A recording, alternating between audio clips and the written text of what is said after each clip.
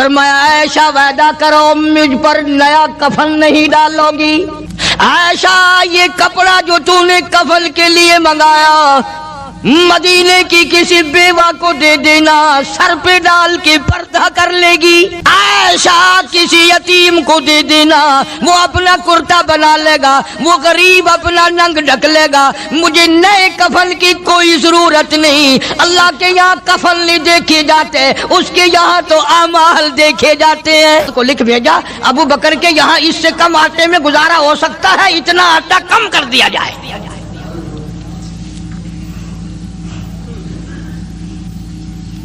तुम क्या जानो अबू बकर कौन है? कभी किसी बूढ़ी ने, कभी किसी बहू ने, कभी किसी ने धी ने कहा कि आओ आज अबू बकर सिद्दीक की न्याज पकाते हैं। नजरे अल्लाह न्याज़े हुसैन। नबी के यार का नाम ना लेना कभी भी।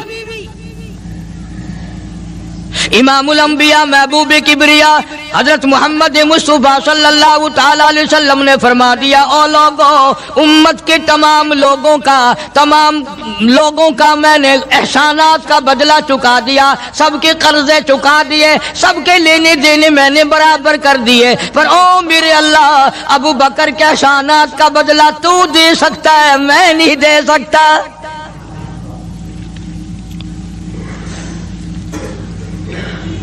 सारा घराना बड़ा अजीब है, घर का घर बड़ा अजीब है।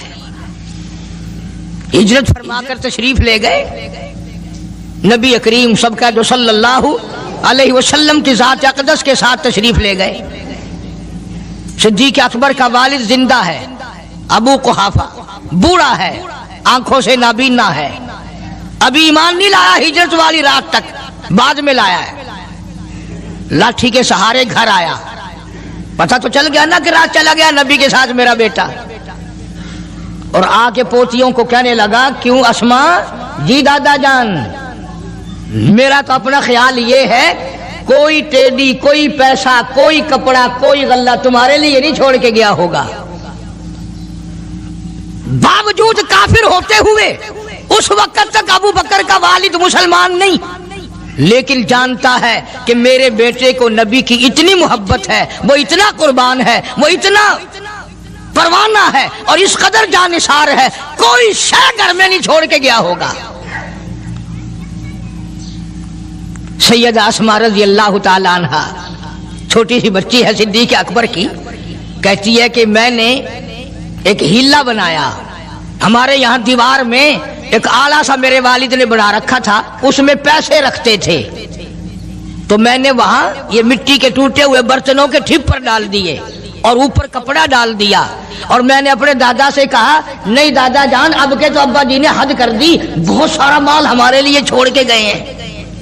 उन्होंने कहा, बेटी मेरा यकीन नहीं पड़ता, वो नबी के बगैर एक पैसा तो क्या, वो अपनी जान पीछे रखने को तैयार नहीं। उन्होंने कहा, नहीं दादा जरा आओ तो सही। कहती हैं कि मैंने अपने दादा का यूं हाथ पकड़ के, दिखता तो था नहीं, उस कपड़े के ऊपर ऊपर फेर दिया कि देखिए ये आला है ना, ये ताक झाला कि सब भरा पड़ा है। ये कहने लगा, अच्छा अच्छा अच्छा, बहुत अच्छा किया, तुम्हारा गुजारा हो जाएगा, मुझे बड़ा फिक्र था, मुझे बहुत परेशानी थी, अब मैं बेफिक्रा हो गया कि तुम्हारे लिए तुम्हारा अब्बा खाने पीने के लिए तो छोड़ गया। सैयदा अस्मा कहती है, हालांकि जिस वक्त मैंने ये कार्रवाई करके दिखाई, हम 2 दिन के भूखे थे।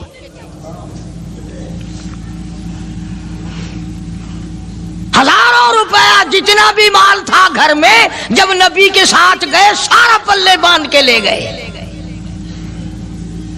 ना जाने कहां काम आएगा। ये वो सैयदा अस्मा रज़ियल्लाहु ताला अन्हा जिसका हाल ये है, सारा दिन खजूरों की गुठलियां इकट्ठी करती है, शामन को हामन दस्ते में कूट कर शाम को पानी में घोल कर पी जाती है, सारी रात मुसल्ले पे खड़ी होकर कुरान पढ़ती है।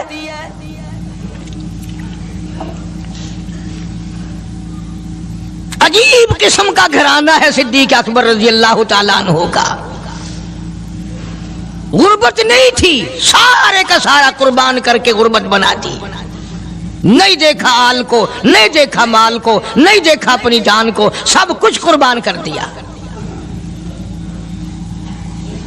امام الانبیاء محبوب کبریا حضرت محمد مصطفیٰ صلی اللہ تعالی علیہ وسلم نے اس قدر رفاقت جوڑی، اس قدر یاری بنائی کہ کبھی بھی الگ نہیں ہوئے۔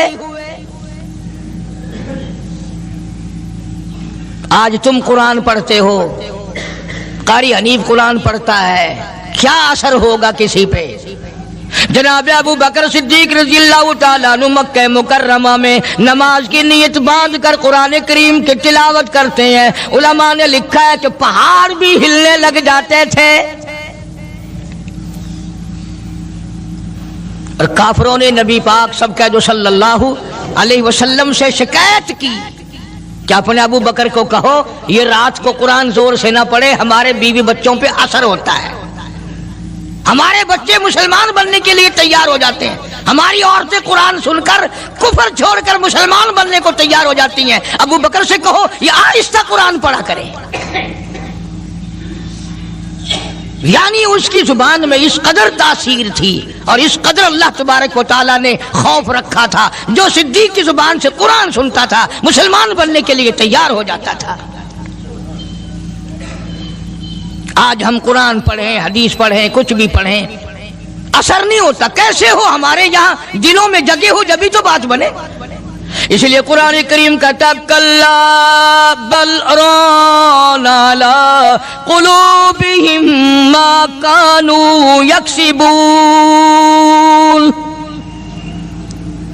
گناہ کرتے کرتے، حرام کھاتے کھاتے اس قدر دل کالے ہو گئے، اب قرآن کے لیے، دین کے لیے، ایمان کے لیے گنجائش کوئی نہیں،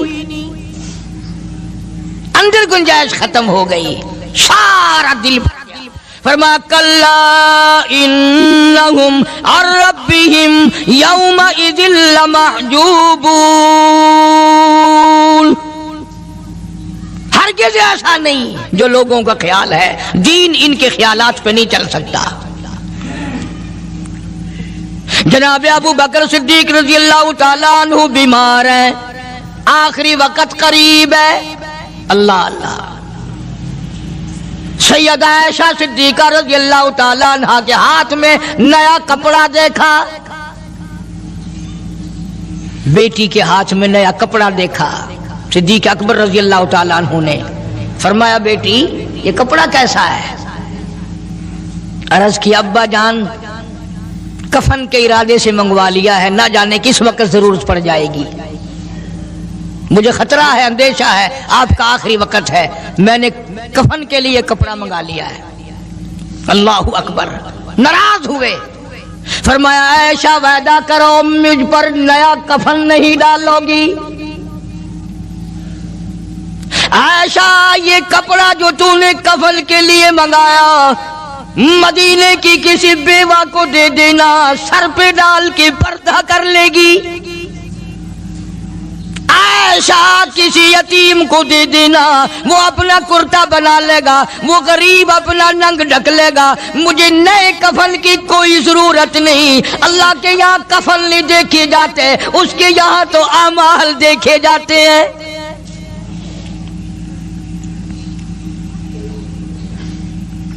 حضرت عائشہ رضی اللہ تعالیٰ عنہ نے اصرار کر دیا، ابا اجازت دے دو، اب تو میں نے منگا لیا ہے، اب تو میں نے منگا لیا ہے، دنیا کیا کہے گی؟ وقت کا حکمراں، وقت کا بادشاہ، نبی کا جانشین کو کفن بھی نہیں ملا۔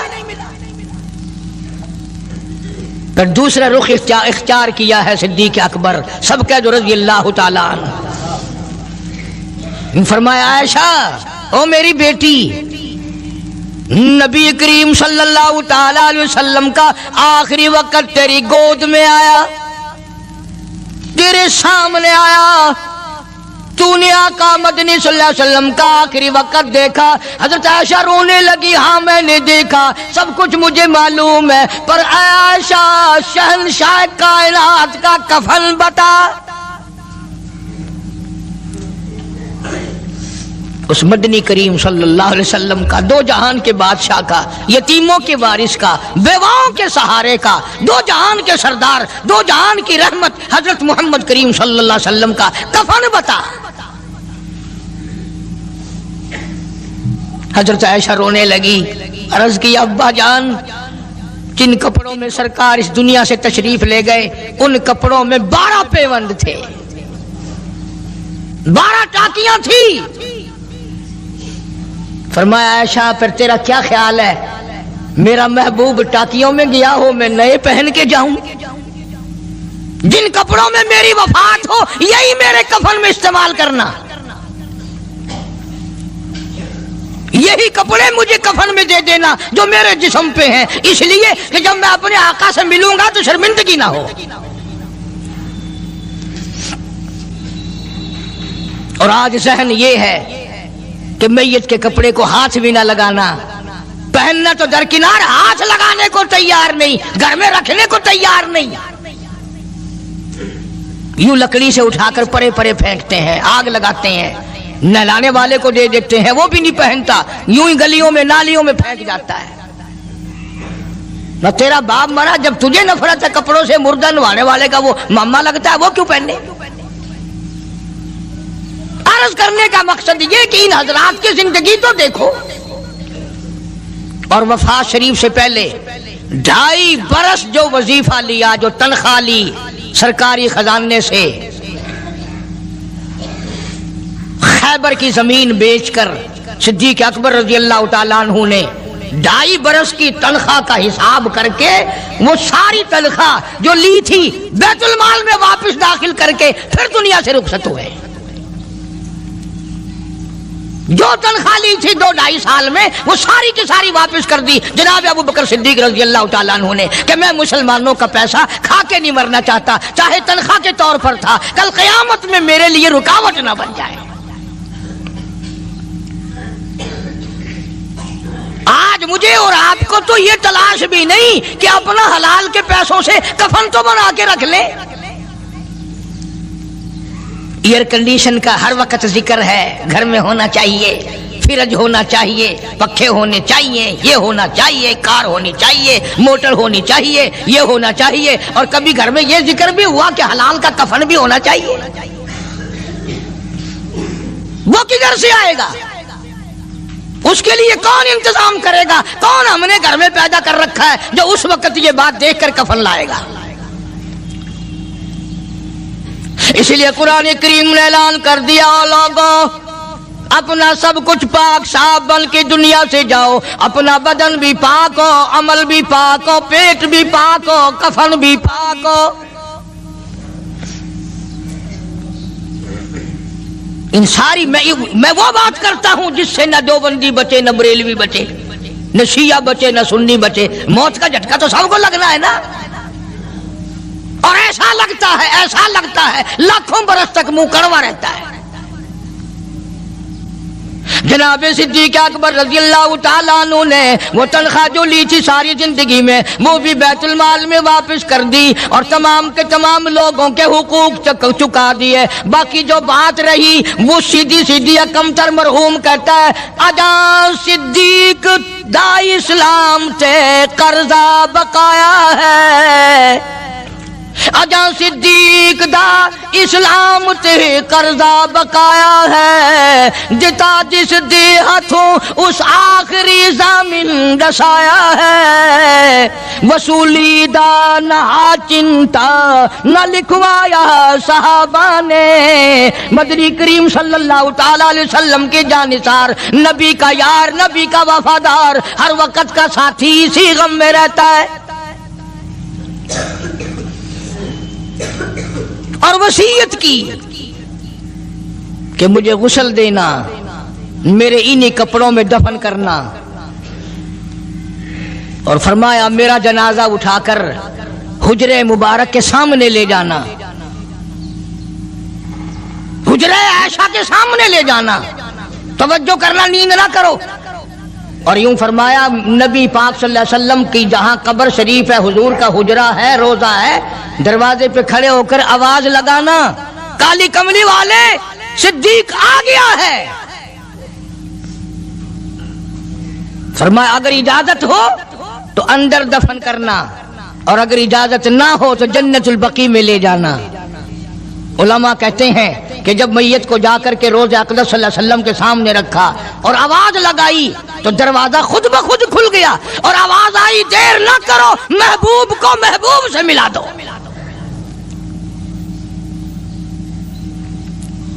क्या शान है इन लोगों की, क्या अजमत है इन लोगों की। सारी जिंदगी उस मोहब्बत में, अजमत में, इकराम में गुजारी जो इस कायनात में कोई इस कदर इकराम कर नहीं सकता। मदीने पाक में एक वक्त ऐसा भी आया कि दुश्मनों ने मदीने के गवर्नर को गांठ लिया, उसको रिश्वत दी, पैसे दिए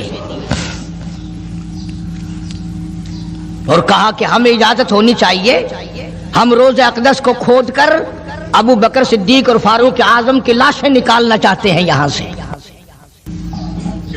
चुनाचे हाकिम वक्त ने पैसे खाकर इजाजत दे दी। शमसुद्दीन सराज एक बुजुर्ग है जो उस वक्त मदीने पाक यानी रोजे के मुतवल्ली हैं, मस्जिद नबवी के मुतवल्ली हैं, गुंबद खिदरा सल्लल्लाहु अलैहि वसल्लम के मुहाफिज और निगहबान हैं। वो फरमाते हैं कि रात आधी जब गुजरी तो कुंडी खटकी मस्जिद की, मैंने कुंडी खोल दी तो मुझे हुक्म मिला कि तुम खामोश रहो, अगर आवाज निकालोगे सर उतार दिया जाएगा। एक आदमी अंदर दाखिल हुआ, दूसरा दाखिल हुआ, तीसरा आया, किसी के हाथ में कसी, किसी के हाथ में गंती, किसी के हाथ में टोकरी, किसी के हाथ में तसला मिट्टी उठाने वाला, सब के सब यूं लेकर दाखिल हो रहे हैं। और मुझे ये कहा गया कि ये जो कुछ करते हैं रोकना नहीं, किसी को बताना नहीं। शमसुद्दीन सराज बुजुर्ग रहमतुल्लाह अलैह कहते हैं वो जब 40 के 40 अंदर दाखिल हो गए, पिछले ने मुझे इशारा किया दरवाजा बंद कर दे, अब किसी और को अंदर न आने देना। वो अल्लाह वाला कहता है मुझे बता तो दिया गया था दोनों जलीलुल कदर साहबा हजरत शेखैन की बेअदबी करेंगे, कब्र खोदेंगे, उनकी मैयत निकालेंगे। फरमाते मैंने दरवाजा बंद कर दिया, मैं सजदे में गिर गया, मौला और मेरा बस नहीं, मेरा कोई चारा नहीं, मेरी हुकूमत नहीं, मेरी फौज नहीं, मेरा लश्कर नहीं, मेरे पास तोप नहीं, मेरे पास लश्कर नहीं। ओ मेरे मौला मैंने सुना है जैसे नबूवत का मुहाफिज तू है, इसी तरह सिद्दीक की सदाकत का, फारूक की अदालत का भी तू ही निगहबान है। मौला मेरी मौत भेज दे, मैं ना देखूं। शमसुद्दीन सराज बुजुर्ग कहता है कि अल्लाह का हुक्म हुआ, मैंने भी दुआ तो की थी रो रो के, मेरे देखते देखते, तवज्जो करना लफ्ज समझो, मेरे देखते देखते मस्जिद नबवी में जमीन फटी और बमै टोकरियों के, बमै सामान के 40 के 40 को जमीन निगल गई। अल्लाह तुम सबको मदीने पाक जाना नसीब फरमाए। वो जो कालीन बिछे हुए हैं ना, किसी पुराने अरब से अब भी पूछ लेना, लंबा काला काला निशान लगा हुआ है, ये निशानी है कि वो काले जो थे ना अंदर के काले, वो सब यहाँ का रखे हुए हैं। यानी खुदा सिद्दीक अकबर का, फारूक आजम का, नबी के यारों का इतना बड़ा मुहाफिज है, जो बदनीयत से आए थे उन सबको जमीन निगल गई।